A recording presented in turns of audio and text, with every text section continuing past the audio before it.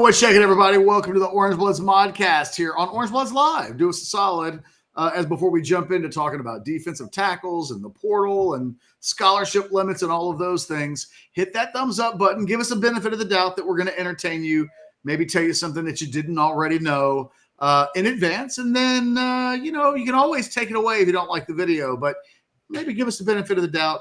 Hit that like button, subscribe to the channel, get notifications, all those things.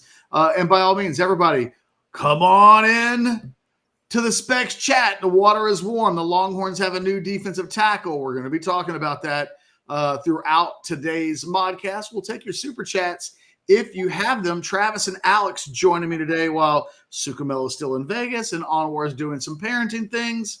Alex, I haven't even asked you what your thoughts are on the Longhorns adding a defensive tackle through the portal today. If you're just tuning in and you have no idea what happened, the Longhorns flipped Oklahoma defensive tackle through the portal commitment, Jermaine Lole, from Oklahoma to Texas. He had committed to Oklahoma, announced his commitment to Oklahoma, didn't sign any paperwork, and thus didn't become official. They didn't announce him. He wasn't an official OU anything at that point. They get Dominic Williams. It really opens the door for the Longhorns to make a pitch to him. And from what I was told this afternoon, they were able to lock in Jermaine Lole's commitment last night. He's a guy with a really interesting backstory. Alex, again, I know you've been busy all day dealing with kindergartners and third graders and inspiring them, no less. And not just my kids either. Not just my kids. I took Onwar's advice to a career day and told them that I'm a YouTuber. And that, that at least got their attention for a quick minute, man. It's hard to keep it for too long, man. So, like I did presentations to 9 different classrooms of third graders and kindergartners. So, yeah. Did you have it down though by the end? Like it was automatic by the 8th? Well, no, because you got to change tactics when you go in from third grade to kindergarten. So I didn't never quite get exactly in the role, but so I didn't do anything then, but I saw the news come in. I managed to watch. So Jermaine Lole, he'll be a 6th-year senior. Yeah. I mean, he's played a lot. And it feels like, I've only watched him now. I got to say this. I've only watched the Louisville versus Kentucky game from 2023. And I'll say this about Lole. I think for one, he sturdy, holds up really well, good body constitution. Good first step off the football. They use him in different kinds of stunts. They can move him around. He plays about as much one technique as he does 3 technique for those guys. I will say this, man, when you watch Louisville, they have an edge. It's one of these teams that has one guy that just takes your eyes off everybody else. It's number 9, Ashton Galati, who is going to be, I think, a really high pick next year in the NFL draft. I believe he's eligible in 2025. A kid out of I was told by somebody from the Miami area that he was. I think he's a Florida kid. Didn't know anything about him until I watched that. But Louisville had a good defensive front. I think it had a lot to do with this guy Ashton Galati. But this was a game that I watched versus Kentucky versus an SEC opponent where Lole started. Played well. I was the second play of the game, and you can go back and watch the Kentucky game just on YouTube on ACC Network. The second play of the game, he got himself in great position to make a TFL, missed a tackle there, and I'm like, oh, geez, what are we getting into here? Later in this series, though, managed to get a pressure, batted down a pass. He moves fairly well, pretty athletic. I'm just, it's just from my initial concern is the way he holds up in the run game versus outside zone. I think that you'd like him to maybe hold up a little bit better and not get quite washed out like that. I don't want to invoke the name of like a Trill Carter here to this. I think he's better than him.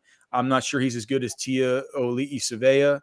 And he's just a different kind of player than Bill Norton. So it's a different kind of guy. He can play nose. He can play 3 technique, moves better than Norton, but not quite as sturdy in the run game as him. Basically, man, catch. It's like I wrote about last night. I mean, do you think they're still going to go after? Do you think they'll still kick the tires on Bowens, the kid from Oregon? No.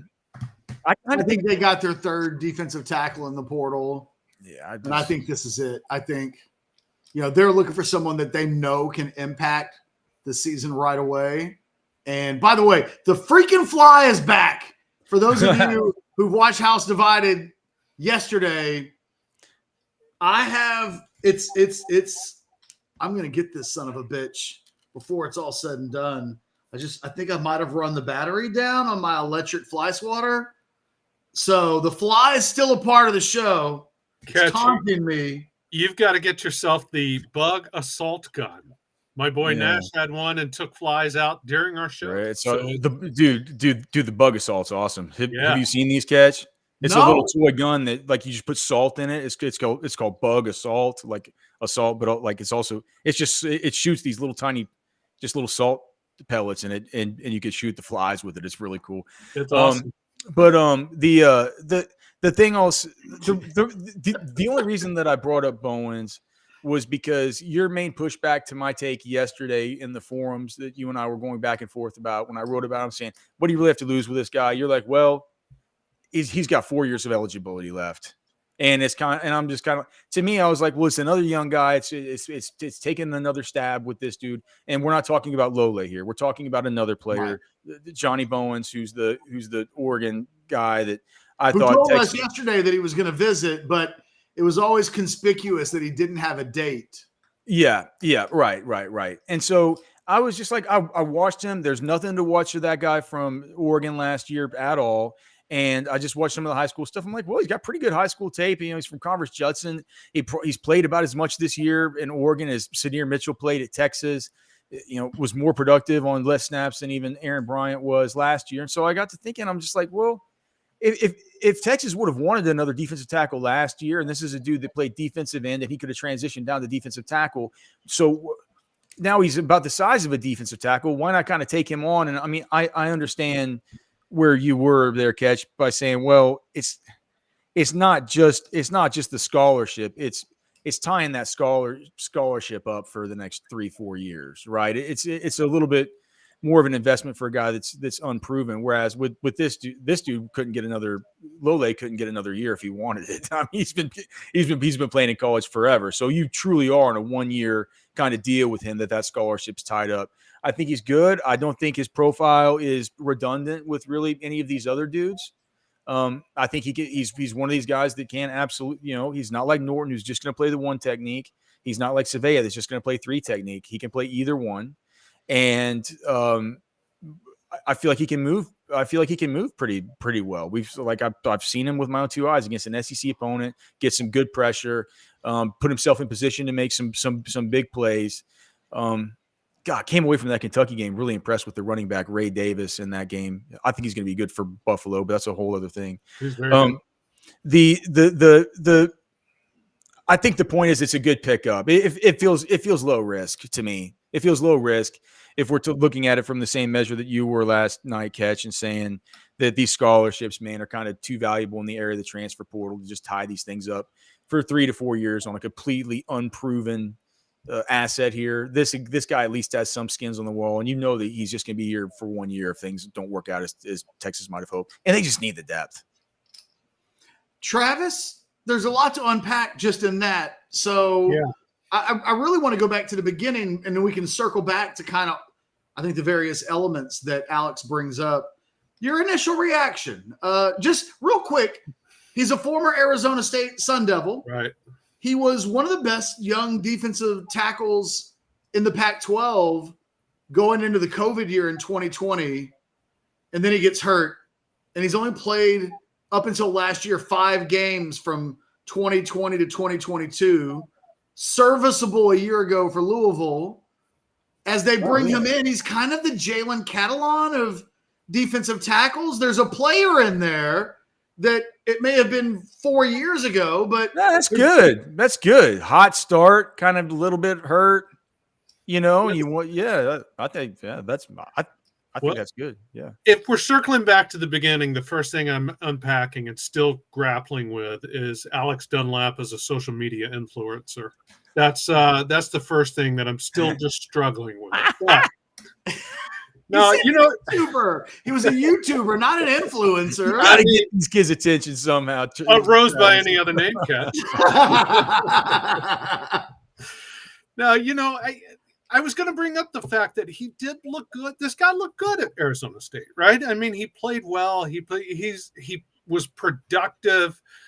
This is 9.5 sacks in his first 2 years combined. Like, that's nothing to just. He has some good moves. Like, he's a good first step, some good moves right there at the line. He puts himself in position to make plays for sure. So this is a guy then who has shown he can do it.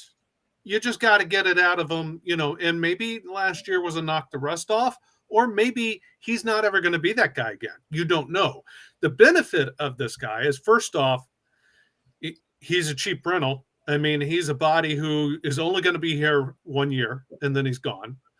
The other thing is, and I took my dog for a walk earlier this afternoon, and I was listening to Sark, who was on the Austin American Statesman podcast.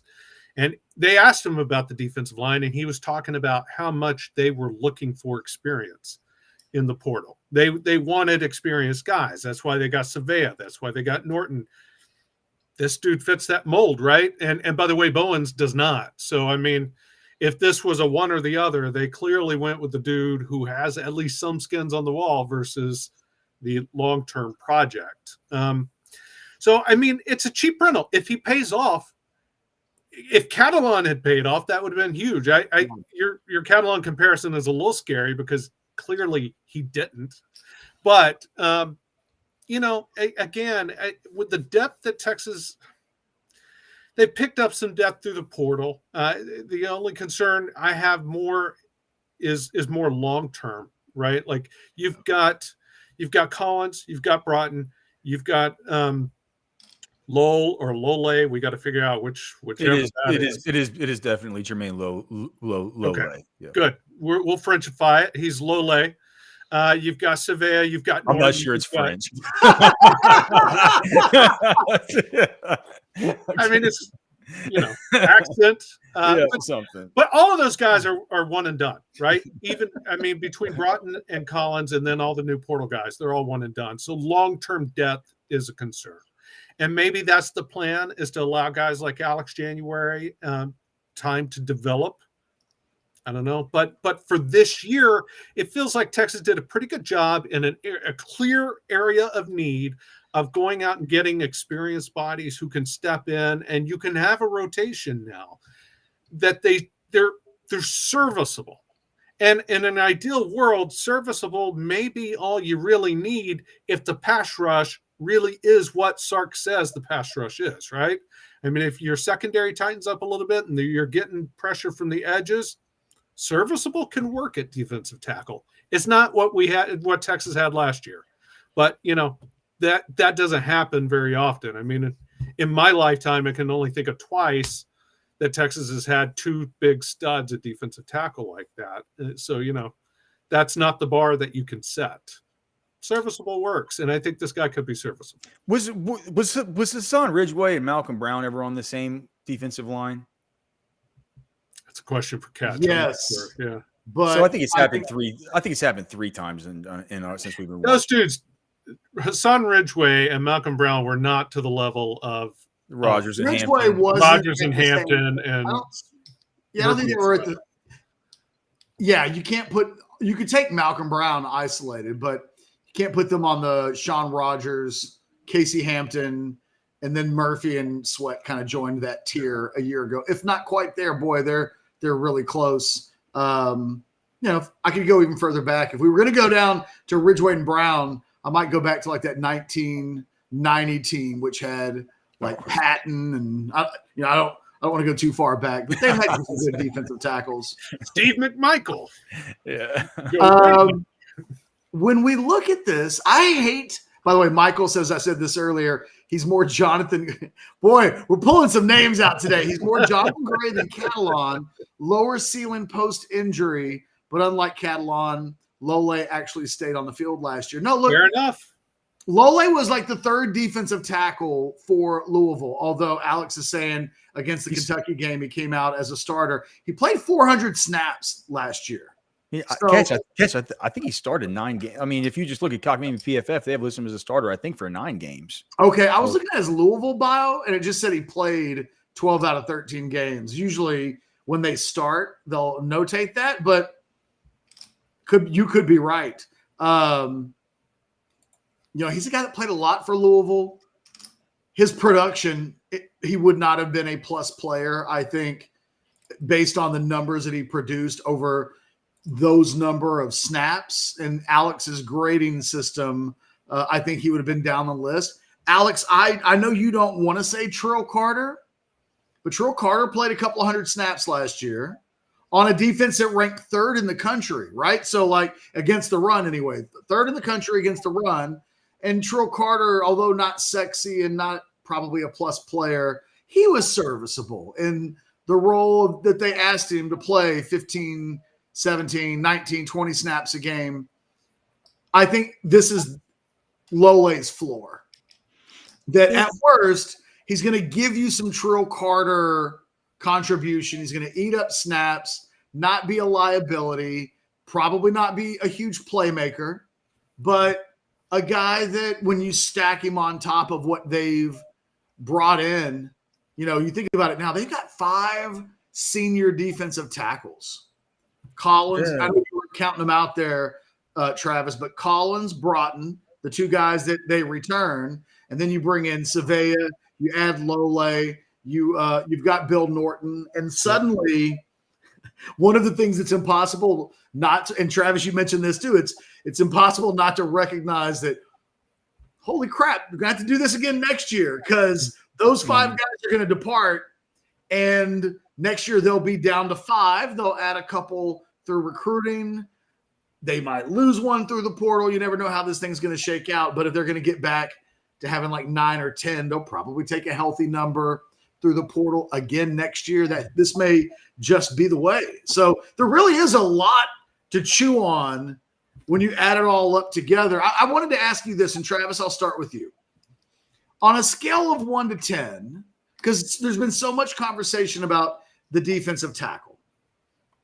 Scale of 1 to 10, your worry meter with the defensive tackle position is a what? If we're just talking the 2024 season. Just 2024. A 4? I mean, I feel like they've got enough bodies now that they can do a rotation, they can stay fresh and play okay football. And real quick, by the way, I'd push back a little bit. I think Lole it's not a fair comparison to compare him to Trill Carter because he's just a different kind of player. I mean, he just moves. I only mean from like a eating up snaps roll standpoint. I guess, but Trill never produced, and at least this guy has some skins on the wall. This guy had like 19 tackles and 2.5 tackles for loss and 400 snaps. Right? I guess. Circling back to your real question, though, it's only about a 4. This defensive tackle is not the highest concern for me going into this season because I do think they've done a good job of addressing it through the portal. Look, if Sark wanted experienced guys, he's got it with the 5 defensive tackle seniors. I think they're going to be able to stay fresh and make some plays, if not tremendous plays. I think they'll be able to do something, specifically stopping the run. I love me some of the run stoppers that they picked up, and that's what you're going to really want out of these guys anyway. So, yeah, it's only about a 4. DVs is more concerning to me than the. What about you, Alex? I mean, it's probably gone from about an 8 to maybe now a 6. I mean, I'm still probably on the, I think Travis makes a good point about how And it's stuff we've talked about, just about how the defense, how these different units are going to interact with each other and maybe mitigate some of the weaknesses at one group with strengths that are coming in at others, right? Specifically on the edges, specifically with another year of Anthony Hill development, right? I mean, that does a lot for a defense to have these super duper studs like that. I'd say that, it was originally like an 8 whenever it was just looking like, Broughton and Alfred Collins are still the two starters. That's I don't believe that. What? I think Norton will be the starter at nose tackle. Okay, so Collins and Norton are still the two starters. That's just my opinion. I mean, yeah, no. Norton is taking a practice. But if that's the case, then I'm like Norton doesn't. He doesn't move the needle for me as a giant upgrade to Vernon Broughton. So to me, the amount of depth and the fact that they can get guys in and out look, because here's what I do worry about. What keeps me up at night is these guys just giving up ground and just getting pushed off the ball whenever they're moving laterally against outside zone. I saw some of that stuff with Lole. It's where Trill Carter failed last year over and over. It's where Vernon Broughton failed last year over and over. Alfred Collins, thankfully, doesn't have this issue, which makes, he didn't cause a whole lot of production last year. He had big flashes, but at least he held up against the outside zone, against the stretch run. Texas is going to see a lot of this stuff versus the SEC, man. A lot of these good one cut and go runners, a bunch of slashers, dude. That's how they play there. I was reminded of it, just like I did all the work in the world on Ray Davis. Saw that guy at the Senior Bowl, all this stuff, man. Sitting back, watching a whole game of him, you realize the SEC is full of these runners that can slash. So, being able to hold up and do that stuff, I worry about Broughton with it. I don't worry about Norton with it. I don't worry about Collins with it. So if you can keep these dudes fresh and just because now what they have is more bodies, right? They have more bodies now. Get them in, get them out. Don't let these guys get gas. Don't let them get pushed around. If they can mitigate that one thing, that's like the defense will be fine. As long as the pieces in the secondary come together the way people had hoped, and we certainly didn't see that in the spring. But if Sark's not worried about it, look, I'm not worried about it. They have a whole lot of talent back there. It's the defensive line, and it's specifically their ability to just not get pushed around against zone run concepts. And the depth is going to help with that. I don't think they've really improved, though, what they're going to have with the starters. So I'd say it went from like an 8, where I was super worried, to maybe a 6. I'm kind of not worried. I'm not that worried, but if you're asking me if I think it's good or whether it's bad, I'm kind of still a little bit on the side where I think they could they could have done more, right? But I'm pretty even, kind of down the middle with it. I'm at a 5, so we're all in the same ballpark. Yeah. I don't know. Maybe I was like at a 5. I'm asking myself what would I have been prior to today's news? Because I think Lole, the more you look at him, the more it feels like he's a backup for Alfred Collins, that it gives them an insurance policy there. I got to eat up some snaps. I'm looking at the Cockamamie Pro Football Focus outlay of where he lined up during last season. And Alex isn't lying when he says they used him a little bit everywhere, that during the course of a game, left tackle, right tackle. It seems like he played a pretty high number of snaps at left end. Didn't play a lot of nose tackle. I didn't see him play any of that left end. Maybe that's weird. But hey, man, I mean, through the course of a whole game, maybe I could have. There isn't any all 22 available that I can find, for at least that I have in my library, for any Louisville stuff. So I'm just having to watch broadcast tape. Sometimes they're on the tackle, and I might have had it as a 3 technique. And it differed from game to game. In game 1, he was 5 snaps at left defensive tackle, 11 at right, and then 13 at left end. Right. So then you go to week 7, and it's 14 left tackle, 18 right tackle, 1 left end. But then you go to week 11, and it's 13 left tackle, 8 right tackle, 23 left end. And they're considering the right tackle the 3 technique and the left tackle the 1 based on the standard setup. Is that the deal? I think that's what they're doing. I'm almost thinking that they are thinking – no, because they've got a nose tackle. They have a nose tackle, and then they have so I think DLT is the 3 technique. Okay. And left end is 5, is like a 5. Okay. I think.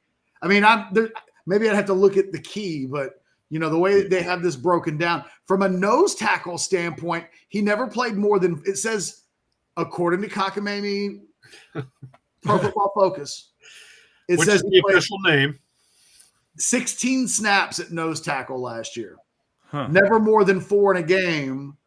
Whereas, they're 4. I mean, I guess it's true. I mean, I guess that's probably right. I mean, I only had him at 3 versus Kentucky. I did notice that he got down in there sometimes. So, I guess we'll have to see. Maybe he is more of a 3 technique, and that brings up the question: Tio Ali'i Savea didn't play anything but 3 technique this spring. So you wonder, it's like, how would you chalk those guys up? Savea, Lole, Texas. Because two guys are fighting for playing time. Yeah, man. What does that mean for Jerry Bledsoe? Well, what it means for Jerry Bledsoe is that portal time next year. Well, no, but see, this is where the thing is, and Bledsoe's in a tricky spot because I'd probably be pissed because the portal's closed. He can't go back into the portal until December. Right. So as mad as he could be, like as disenfranchised as he could, like, am I even going to play next year? They got 5 seniors, and since spring ball ended, they've added 2. I think he's got to kind of like bite his lip, try to beat these guys out for game reps. They'll likely be telling him they're all gone after this year. So why would you transfer? And he'll say, because you're going to bring in 3 more guys in the portal next year. What does it mean for I think what it means for Bledsoe and Bryant is that I don't think these coaches believe in them as viable future starting level players. Because if they did, you're not bringing in Lole to take snaps from one of these guys. You want them to grow into a player that maybe with a little bit of playing time is the best you have. But in bringing in 2 more portal guys since the spring ended, and now you've got 5 total who are seniors with no eligibility remaining after this year. They're all on their contract year. You're 6th maybe in the pecking order. Bryant, maybe 6A, 6B. Those guys just got to show up and like try to fight through it. They have no recourse other than to kind of do exactly that.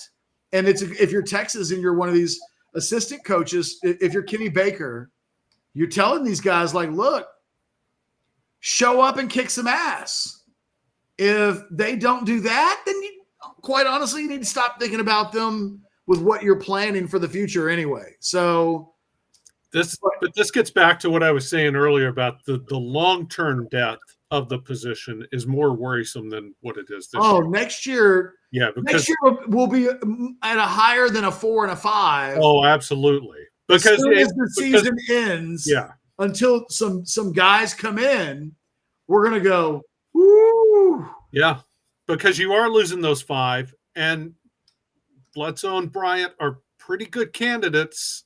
If we're just keeping it real, they're pretty good candidates to be portal entries as well. Then you're looking at 6 and 7. Those guys won't have a lot of faith in like it's my time. I don't know that they'll buy that. That's it's a long-term position. It is not great roster management, right? I mean, if we're looking at big picture, Texas building for long-term picture, this roster management at the defensive tackle position is a little scary. Now, having said that, if a guy like an Alex January comes in and starts picking up snaps as the season goes along, then you got something to be trouble for. That's curtains for Bledsoe, Brian. Well, absolutely, but it's right. Yeah, but freshman's doing it. But it is good for the future because if someone like that is able to break through and pick up snaps with the depth they have, the senior depth that they have in 2024, that means he's earning it, right? That means he's not just getting snaps because they need him. He's getting them because he's shown he can outperform.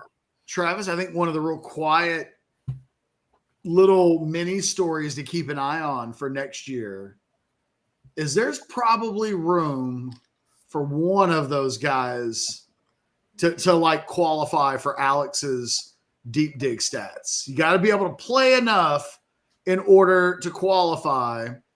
And I think one of those guys will. And who is it? Like, I can't tell you today. I think January is a good candidate, but they've got 5 older guys. And of those other 3, who's going to maybe crack that top 5, get themselves into a rotation, get 10 or 15 snaps a game? It'll be real, because that's probably the guy that stays. Yeah. And you know, January may not leave depending on this season, right? I mean, he could redshirt and that could all be part of the plan. But with Bledsoe and Bryant, to me, there's an official battle going on there. And there may not be room for either in 2025 and beyond. But the way this thing is shaking out, there's probably only one who can end the season and say, I'm kind of content. That didn't go terribly for me. I actually had a role and I'm a starter going into next season. You know, if you can't do that as a minimum, I don't care who you are. We're not going to say this guy's a starter going into next season. It'll be TBA, and we'll know. So they're going to go get like 2 or 3 guys in the portal, and we'll wait and see. The thing I think, Alex, you got half a year to really tamper with somebody in the portal.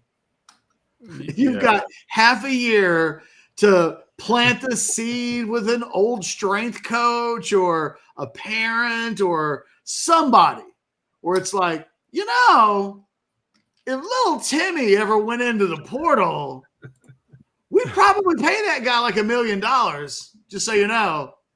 If that kind of thing matters. Yeah. Is that the new, is that the new, you know, and generally I'm always of the, well, first of all, I want to put a pin in that and get back to it. I see the chats from some of the OU fans in the comments, and we appreciate the OU guys being here, man. But they're saying, Catch, do you get any indication that Texas went out of its way to, you know, quote, drop a bag for Lole? Did they go? So we haven't heard that stuff. I think that these guys are, I'm not sure exactly what all that is. They did not drop a bag for Lole. Okay. I'm sure, you know, in general, if you're a starting level player at Texas without any real meat on the bone, but if you're at that kind of level, you know, you probably get an NIL opportunity in the $350,000 to $500,000 range. Like, that's not crazy, but I haven't heard that NIL. The thing is, this guy, when he originally committed to Oklahoma, they were slotting him in to be a starter. Mm-hmm. And then they landed Dominic Williams, and now Dominic Williams projects as a starter. And it changed everything. Like, look, I think if you're an OU fan, like, shut up. I mean, you guys got the better guy. Yeah. You guys got the better guy. And look, this is Texas responding to that. But if all things were being equal, they'd rather have Dominic Williams. Although I've heard, I asked a source earlier today if early this morning. I asked, did you guys flip Dominic Williams? And the response I got was like, they're done with Dominic Williams. I think by the end of the Dominic Williams thing, that trainer of his is too cockamamie. Golly, wasn't the phrasing that I got, Alex, but yeah, they kind of felt like there was some cockamamie representation that they just weren't going to circle back. What is the phrasing that you got rhyme with?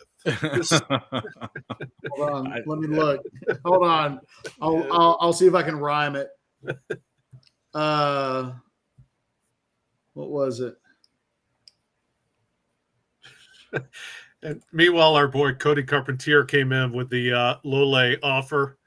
$100 gift card to Academy, free barbecue for a year from Interstellar, and I bet it's better than that. You know, like from what I can gather, if you transfer to Texas, you get a decent, and everybody gets a little bit of an NIL package that will allow them to live comfortably in Austin for at least a year. They didn't offer I got the sense that if Dominic Williams had come to Texas, he'd have been in the 7 range, which is at the higher end. There aren't many guys I don't know that anybody's making $1 million, but I think there are a lot of guys who are in the kind of the $1 million to $750,000 range.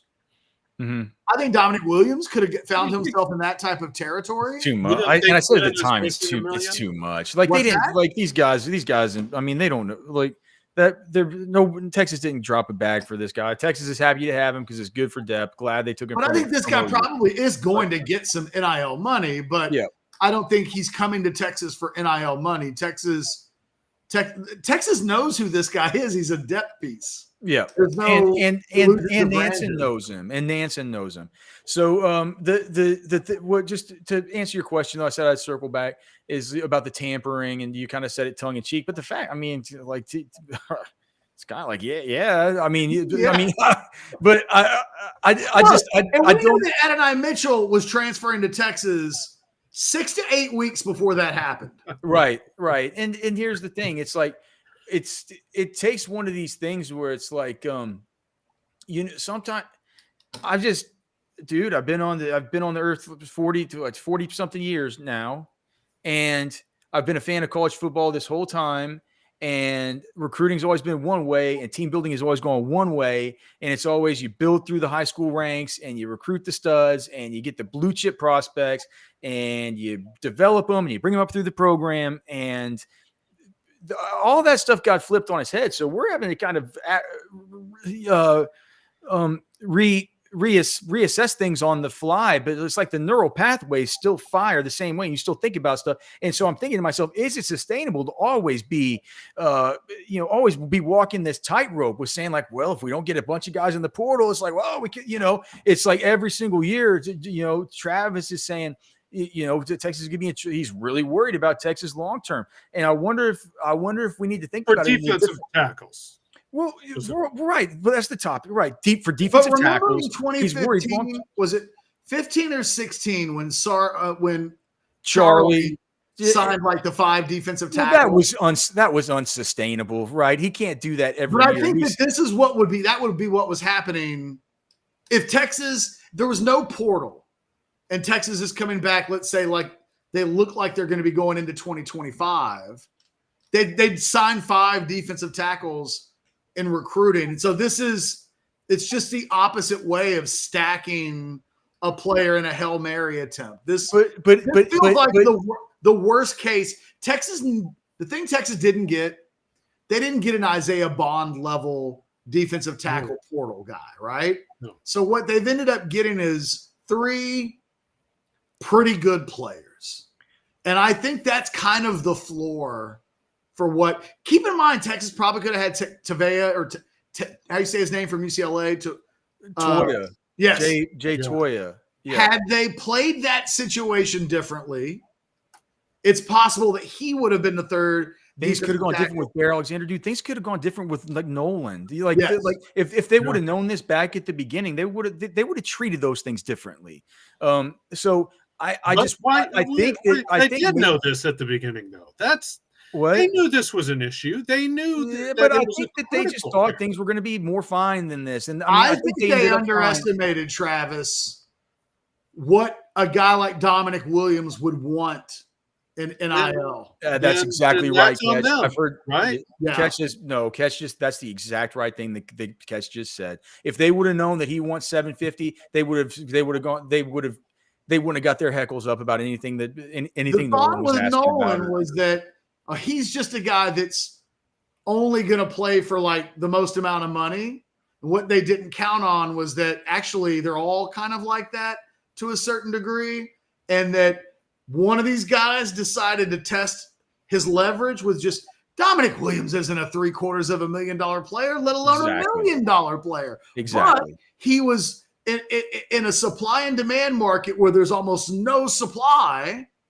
He was able to leverage a lot of schools against each other. Hell, that dude put Brian Kelly on tilt and had Kelly crying financial poorism, right? He was like, oh, we're not going to be one of these teams that just goes out And I actually thought Billy Lucci had a really good point on Twitter today. You're not allowed to clutch your pearls about what you will and you won't do in terms of buying players when you're cool with $500,000 and 750s the bar. That's the line that can't be crossed. That's essentially where Brian Kelly is and was.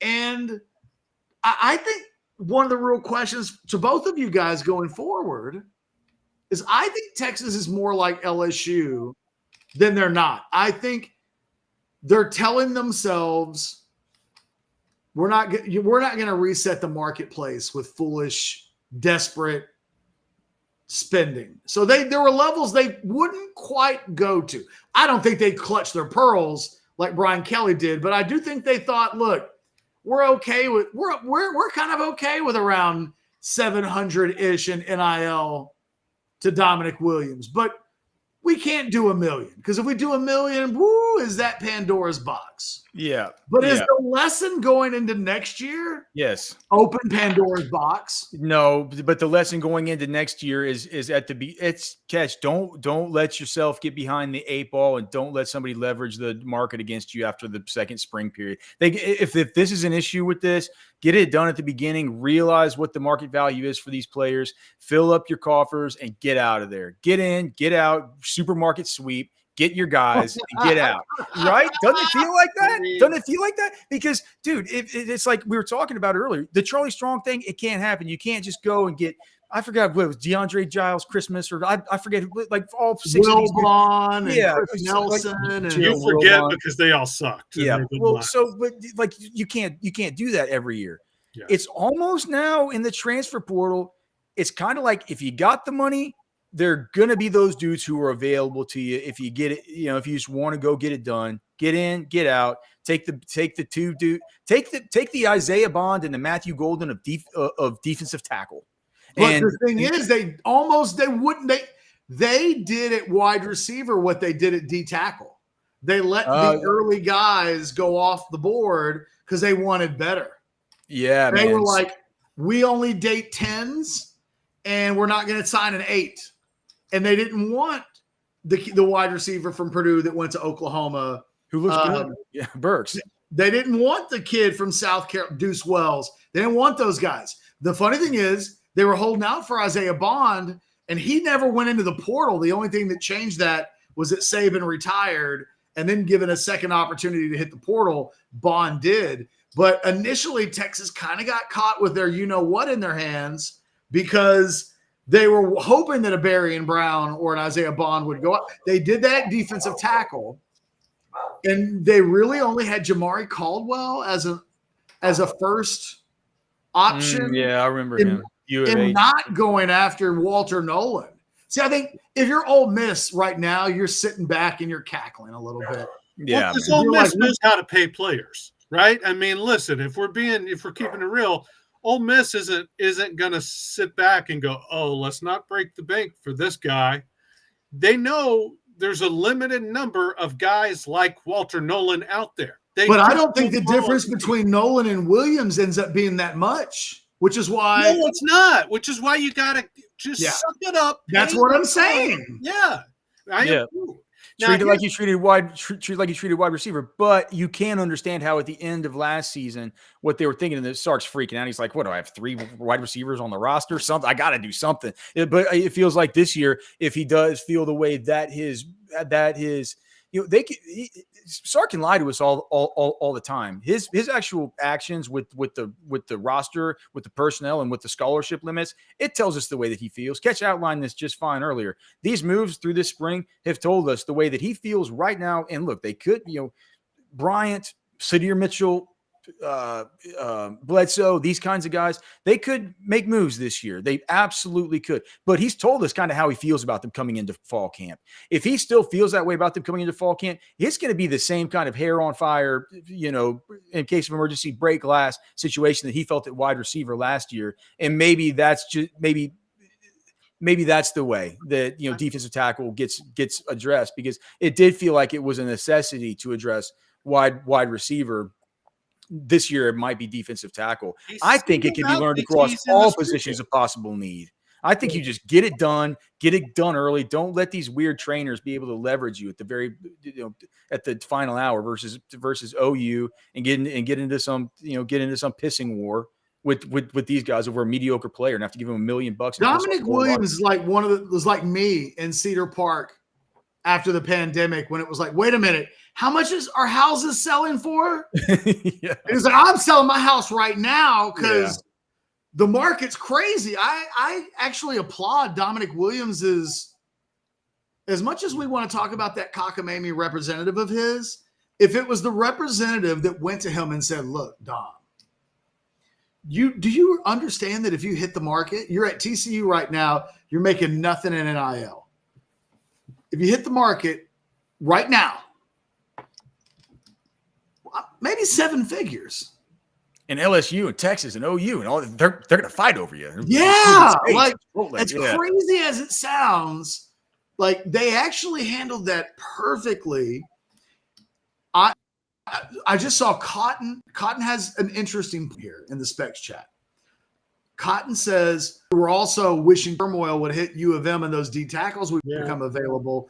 Cotton, it's a good point. It is. But I would say one of the things to learn from this is I think Texas is batting like 200 when it comes to big names they're hoping will become available. That in the end, you hope, and these guys, I've drawn the parallel with when Texas was recruiting Saban, and the question of, would Saban have ultimately signed the contract that was on that Sexton wanted to present him? We'll never know, because there is a difference between the agent Sexton telling Texas, hey, send us an offer. Like, he might sign it. He's interested. I'm telling you, you can get him. That's what's happening in the portal as well. You've got guys just like the guy that represents Dominic Williams, who are talking to representatives, talking to NIL people, and saying things like, oh, yeah, no, he's going to enter the portal. And then more times than not, the home school finds a way to get it done. Never forget, Xavier Worthy almost entered the portal. And what happened? Tech found a way to get it done. Jahdae Barron almost entered the portal a couple of years ago. Texas found a way.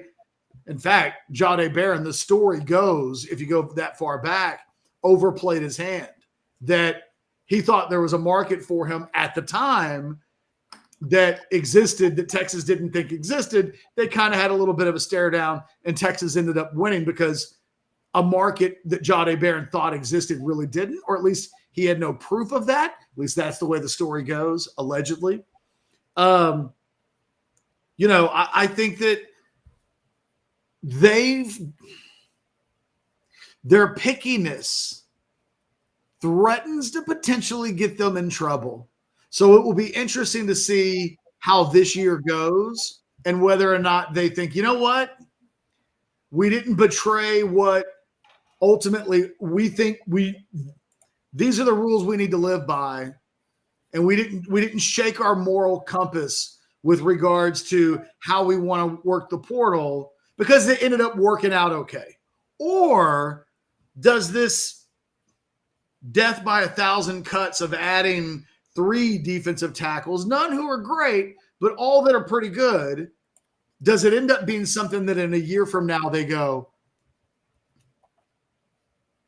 we got into the playoffs, we get to a quarterfinal or a semifinal, and our worst nightmare comes true because we were playing against plus players with pretty good players, and like they rushed for 230 on us and own time of possession. Just gash them.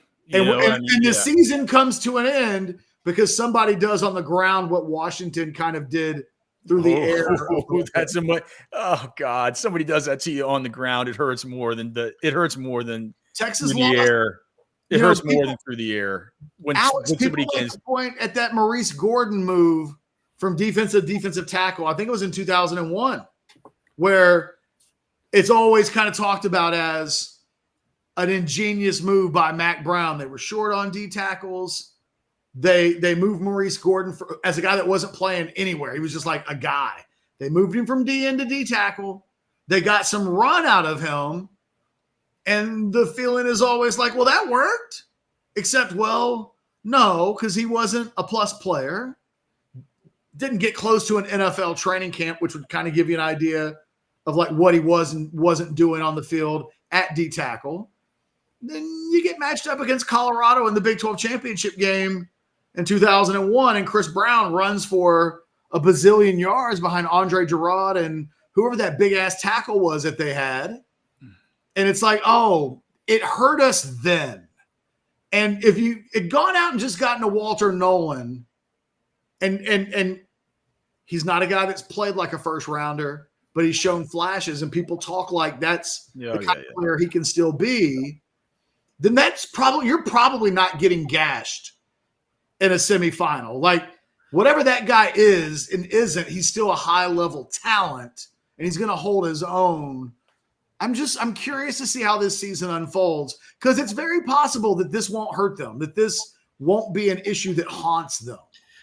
While you were sitting there talking, I was sitting there thinking, the possibility of getting gashed on the ground is there, right? I mean, we don't know yet how good these guys are going to play. However, as we talked about, like the pass rush helping the DTs, the other thing that helps is this offense should be lighting people up, and other teams' ability to run the ball consistently is going to be lessened because they're going to be playing from behind more times than not throughout the season. Right? But they're going to try in every game. The game plan is going to be run the ball, keep them off the field, control the clock. Of course. Especially when you're going up against someone like Georgia who has the horses to make plays, right? I mean, you're not going to run away from Georgia. So that's going to be a battle all the way through. But week in and week out, I think this offense should help the defense way more than they do. And I just don't think teams are going to be able to consistently run the ball in order to win games like they want to. Like Sark wants to when he's, once he gets a lead, he loves leaning on the run. Loves it. And we know, and we know one thing for sure, man. Like we said earlier, there's no more demoralizing thing than to get beat up and to get beat on by another team inserting their will on you, or instilling their will. What is the word? You're a writer, Travis. What is it? Something their will. Imposing their will on imposing their will, yeah. Like it's just because as a player, like these players back there in the secondary, these linebackers and stuff, if they're getting carved up by Michael Penix, he's dropping these drone strikes, they can think, oh, what's our scheme? We're not in the right place. Our head's not in it. If they're just running on you, they're just saying like, look, we're lining up and we're lining up against you and we're beating you. And we're going to do it over and over and over again. It has nothing to do with scheme. It has nothing to do with anything. This is man on man. This is body on body. And guess what? You're dead. There's nothing more demoralizing. So let's hope it doesn't come down to that. And I do agree with Des Garrett's point here. If they rush for 250, it would be more than just the defensive tackles. You know what I mean? Yeah. But yeah, certainly the most demoralizing way to lose is by getting run on, for sure. I mean, safeties come into this too, and that's still a big question mark for UT, right? The one question, and I know we're running out of time. The one question though I had for both of you, and I'm curious about this. All of this portal recruiting with Savea, Norton, and now Lole are all Johnny Nansen ties. We still have no idea what Kenny Baker is like as a recruiter. Is Johnny Nansen going to be the lead guy when it comes to DT recruiting? I don't know. I think this is about. I don't know how much. I don't know how long Pete Kwiatkowski is going to stay at Texas. I don't know. Like maybe 10 more years, maybe one more year.